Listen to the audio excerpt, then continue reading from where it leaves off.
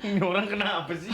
Maghrib buka. Oh, Kayak gitu. kebaikannya gitu. Sama nih ya, yang contoh kecilnya, kalau misalnya ada ambulan lewat, kita geser dikit. Ambulan mau lewat. Kita geser dikit. Sementara lu jalan kaki kan? Iya bener Pak, di trotoar. Ngapain lu geser? Ngapain lu geser? Kan ambulan di jalan raya. Motor gua tarik-tarikin, misi bang. Motor. Biar supaya motor ini lewat. Apa perbuatan baik kalian selama bulan Ramadan? Jangan kan nanti kalau dikasih tahu ria. Ya terserah lu lah.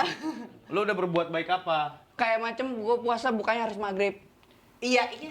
Tapi kalau siang, sih. siang otomatis kita kayak ngelanggar. Wah, ini kan ajaran, masa harus dilanggar kan nggak boleh. Iya. Makanya maghrib buka.